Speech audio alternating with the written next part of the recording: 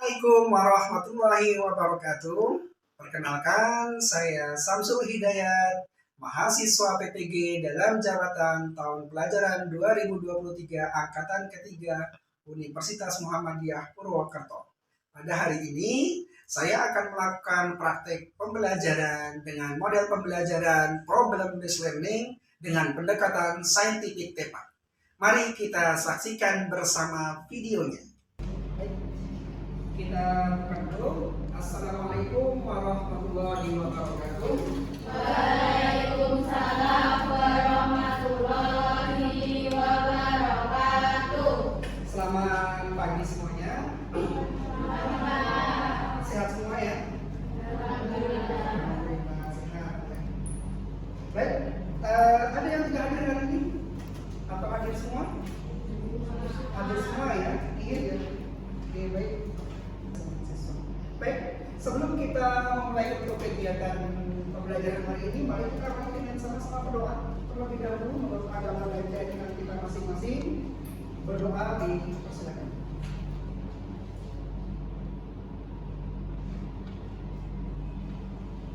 Berdoa selesai? Ya, baik. Pada hari ini, ya seperti yang kalian lihat, ya, kita akan membahas tentang materi anatomi fisiologi sistem kardiovaskuler. Sudah pernah dengar sebelumnya? Sudah? Sudah. Oke. Kalau sebelumnya minggu kemarin membahas tentang apa? Terakhir sistem muskuloskeletal sudah? Sudah. Baik. Jika sudah, hari ini pembahasan kita adalah kita akan masuk tentang anatomi fisiologi sistem kardiovaskuler. Apa yang kalian sudah persiapkan untuk terkait dengan pembelajaran? Kardiovaskuler itu apa? Kira-kira sudah tahu? Apa yang akan kita bahas ke depannya di sistem ini? Apa? Jantung. Apa lagi? Pembuluh darah. Ya. Asal katanya kardio dan vaskuler. Kardio itu sendiri adalah jantung dan vaskuler itu sendiri adalah pembuluh darah. Oke, baik. Minggu kemarin kita bahas tentang apa? Masih ingat? Terakhir di elemen anatomi fisiologi tentang otot, ya, tentang otot dan apa? Tulang, ya. Jadi masih ingat tentang otot dan tulang yang kita bahas pada pekan kemarin. Oke, baik. Untuk hari ini, nah ini adalah proses pembelajaran yang akan kita lalui. Model pembelajarannya adalah problem-based learning. Apa itu problem-based learning? Nanti untuk pembelajaran hari ini kita akan mendiskusikan terkait masalah. Masalah di mana? Masalah yang ada di video nanti yang akan Bapak tayangkan. Gitu ya. Nanti sebelumnya akan ada penilaiannya berupa pretest, post-test, dan observasi. Jadi apa manfaatnya? Harapannya kalian paham tentang anatomi fisiologi sistem kardiovaskuler. Yang kedua, bisa mendeteksi jika ada kelainan ataupun masalah pada sistem kardiovaskuler. Kita akan melakukan pretest terlebih dahulu. Ya, ini untuk linknya. Ya, silakan boleh diklik.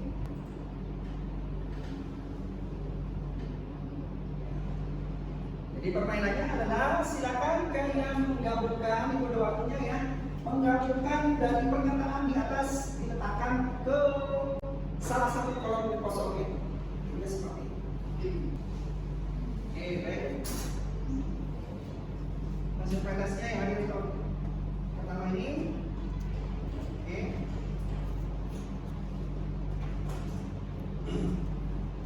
Bagaimana kira-kira dengan pretest tadi? Apakah ada masukan atau apa namanya kesulitan terkait dengan gamenya? Atau mudah cuma soalnya susah? Gimana? Ada masalah dengan pretestnya? Atau mau ganti bentuk seperti apa di pertemuan berikutnya? Jadi senang yang bermain game seperti ini atau Google Form atau Quizzes? Quizzes. Oke, minggu depan selanjutnya kita menggunakan Quizzes ya. Nah, sebelum kita masuk ke kasus atau inti pembelajaran, Bapak ingin bertanya, Apakah kalian pernah merasakan atau memecah belah dada? Pernah nggak? Coba sekarang buka dadanya. Apa yang kalian rasakan? Detak jantung. Pernah nggak kalian merasakan detak jantungnya lebih kencang dari biasanya saat setelah olahraga? Kenapa bisa seperti itu? Kira-kira ada yang tahu? Kenapa saat kita setelah olahraga atau aktivitas detak jantungnya semakin cepat? Ada yang tahu? Kenapa? Bisa seperti itu. Kenapa ya?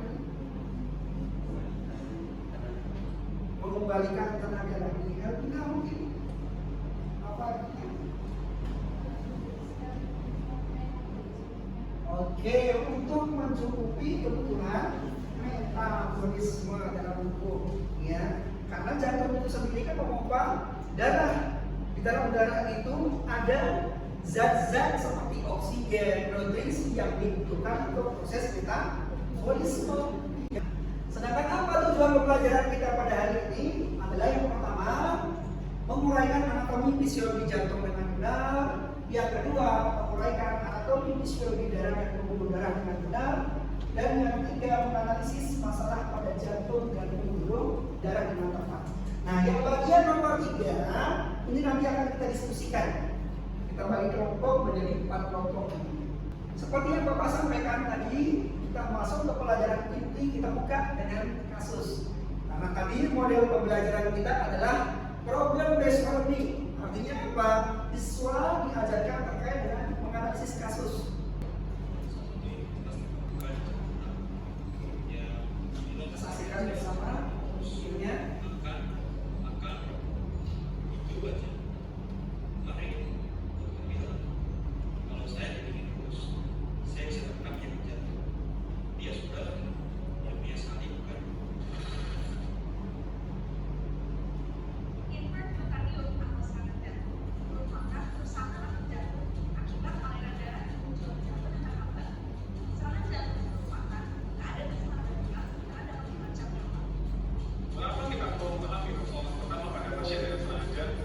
Berdasarkan data WHO, penyakit kardiovaskular adalah penyebab kematian nomor 1 di dunia. Pada tahun 2016, terdapat 17,9 juta orang meninggal karena penyakit kardiovaskular. Dari angka tersebut, 85% disebabkan oleh serangan jantung dan stroke. Selain itu, berdasarkan hasil dari riset kesehatan dasar pada tahun 2018 oleh Kementerian Kesehatan Republik Indonesia, sebanyak 1,5% atau stimulasi Kita, ya, jantung kita sebesar apa? Yang tahu? Iya, sebesar kepala seperti ini, kepala orangnya, ya. Dia kecil jantung itu, tapi fungsinya luar biasa, ya. Berarti jantung berdetak, kira-kira orangnya masih hidup enggak? Ya. Gimana? Artinya apa? Nah, oke, yang pertama adalah lapisan jantung. Jantung kita itu terdiri atas 3 lapisan, yaitu yang ini di gambarnya. Yang paling luar namanya perikardium, itu paling luar. Pembungkus paling luar. Yang bagian tengah itu namanya miokardium. Kenapa dinamakan miokardium? Karena dia terdiri atas otot-otot jantung. Ya, supaya bisa memompa kan ada ototnya. Makanya kontraksi relaksasi karena ototnya. Yang ketiga yang paling dalam itu ada endokardium. Ya. Nah, ini adalah 3 lapisan jantung. Selanjutnya saya akan percepat. Adalah ruang jantung. Jadi jantung kita itu punya ruang. Ruang itu untuk apa? Ruang itu yang untuk menampung darah yang masuk dari seluruh tubuh. Ya, makanya ada ruangnya. Nah, ini gambar jantung kita seperti ini kurang lebih, ya. Nah, ada 4 ruang jantung kita itu. Yang pertama itu ada namanya atrium dextra, atau dulu pelajaran SD mungkin SMP pernah mendengar namanya serambi kanan. Ya. Atrium itu serambi, dextra itu kanan, kemarin di istilah-istilah anatomi. Ya. Yang kedua, ini atrium dextra, ya right atrium, atrium sinistra, ya atau serambi. Ini yang ini, ya. Yang ketiga ada ventricle dextra atau bilik kanan, yang ini. Ya. Dan yang keempat ventricle sinistra, bilik kiri. Jantung kanan itu menerima darah dari mana? Jantung kanan menerima darah dari mana? Dari mana? Darah dari mana? dari seluruh tubuh, ya. Jadi ruang jantung sebelah kanan ini nantinya dia menerima darah dari seluruh tubuh melalui pembuluh darah namanya vena cava, ya, namanya vena cava, ya. Ada dua vena cava itu superior dan inferior. Kalau tubuh bagian atas nanti melalui vena cava superior, kalau tubuh bagian bawah melalui vena cava inferior. Jadi ada dua. Bayangkan, kita sudah desain sedemikian rupa sama ya, luar biasa. Nah, ini dia pembuluh darah vena. Ini yang superior, yang ini yang inferior. Superior tuangnya atas, inferior tuangnya bawah. Ya, jadi supaya membedakan mana tubuh bagian atas masuknya kemana, dari tubuh bagian bawah masuknya melalui mulut. Ya. Oke, itu untuk ruang jantung. Sedangkan ruang jantung yang bagian kiri menerima darah dari mana? Dari paru-paru. Ya. Jadi jantung kanan ini nanti dia akan memompa darah itu kemana dulu? Ke paru-paru. Dari paru-paru darah kembali lagi ke jantung, masuk ke jantung kiri. Ya. Dari jantung kiri darah dipompa kemana? Ke seluruh tubuh, begitu seterusnya. Ya. Dari seluruh tubuh nanti darah kembali lagi masuk ke jantung bagian kanan, begitu seterusnya. Kenapa harus mampir ke paru-paru dulu? Untuk dibersihkan, itu pengertian. Jadi untuk dibersihkan, apa yang dibersihkan? Darah yang kotor. Kenapa disebut darah kotor? Karena mengandung apa? Karbon dioksida. Di paru-paru itu ditukar dulu karbon dioksida yang tadi, yang sisa proses metabolisme itu kan karbon dioksida. Ya, sisa digunakan untuk proses metabolisme di dalam tubuh, nanti akan masuk ke paru-paru, ditukar oksigen yang kita hirup, ditukar dengan karbon dioksida.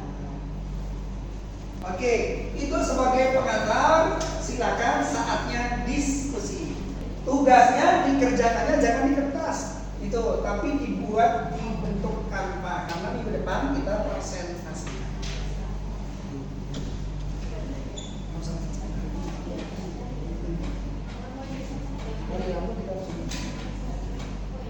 Jadi seperti itu ya. Oke, kelompok Amina Pectoris. Assalamualaikum warahmatullahi wabarakatuh. Waalaikumsalam warahmatullahi wabarakatuh. Perkenalkan, kami dari kelompok 3 ingin mempresentasikan tentang Amina Pectoris atau Amidu. Perkenalkan, nama saya Rizky Rahmawati. Saya Rizky Kurniawati. Saya Benila Dijana. Apa itu Amina Pectoris? Amina Pectoris adalah penyebabnya penyakit jantung koroner. Amidu atau Amina Pectoris terjadi ketika otot jantung tidak mendapatkan suplai darah yang cukup. Penyebab Amina Pectoris adalah gangguan suplai oksigen di miokardium dapat disebabkan oleh aterosklerosis koroner dan di kondisi jantung lainnya. Gejalanya aktif terasa seperti rasa terjepit, rasa tertekan, berat, sesak, atau nyeri di dada.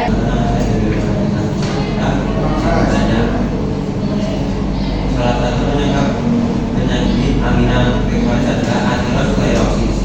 Jelaskan apa yang dimaksud dengan aterosklerosis. Sedangkan seorang beresiko terkena serangan Amidu atau Amina Pectoris.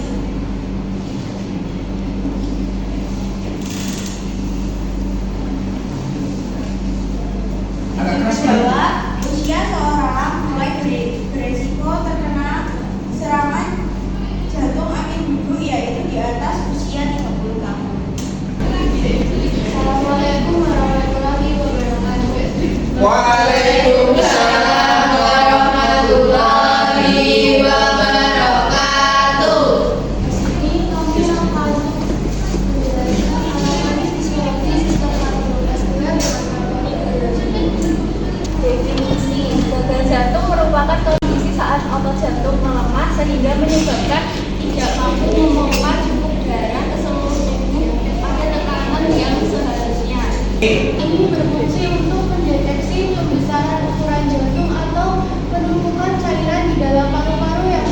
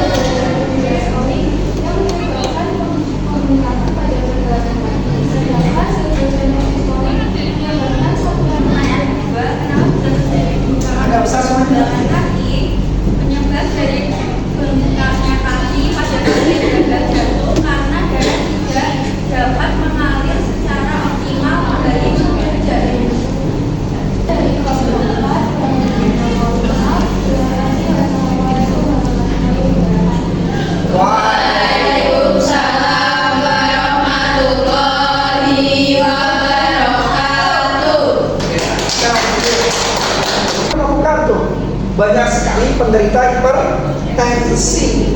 Kenapa? Karena memang penyakit hipertensi tadi seperti yang disampaikan Mas Yami, bahwa penyakit ini adalah penyakit menurun. Artinya apa? Orang tua kita yang punya riwayat hipertensi nanti bisa diturunkan atau diwariskan ke anaknya, berisiko. Bukan langsung terkena, tidak ya, tetapi berisiko untuk diturunkan ke anaknya atau darahnya pas naik. Bagaimana cara mengontrol tekanan darahnya? Yang kita berikan mengurangi garam atau diet rendah garam. Ya, jadi kalau Anda ya ini semua di rumahnya Simba mengalami hipertensi, yang pertama adalah diet rendah garam dulu. Dikurangi konsumsi garam. Ya. Yang kedua, ya, kurangi untuk konsumsi makanan yang berminyak atau digoreng misalkan menggunakan minyak. Ya. Yang penting nutrisi yang terkandung di dalam makanan itu masih ada. Kan? Ya. Ini untuk yang hipertensi. Yang terakhir adalah gagal jantung. Ya. Kalau gagal jantung ini hampir sama antara AMI dan aminapektosis. Penyebabnya satu itu tadi, kurangnya suplai oksigen ke jantung. Diskusinya sama. Ya, oke. Sekarang kita proses menggunakan fisik. Sekarang HP-nya silakan dikeluarkan. Satu lagi siapa? Perhatikan, fokusnya ke HP-nya ya. Nah, soalnya di HP-nya.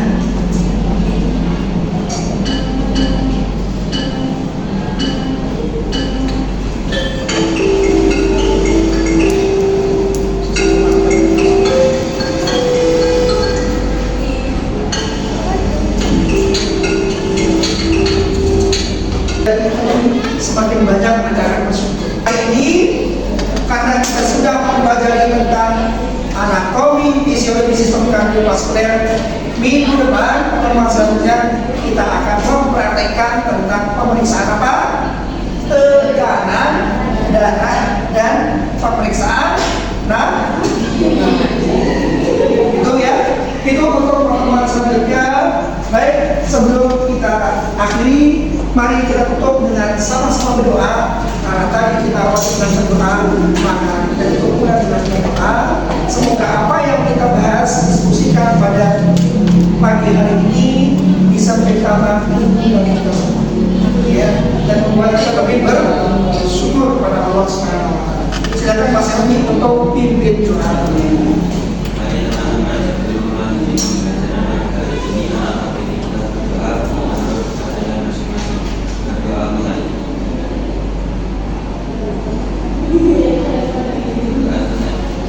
Sudah selesai. Baik, demikian untuk hari ini. Kurang lebihnya Bapak mohon maaf. Kita akhiri. Wassalamualaikum warahmatullahi wabarakatuh.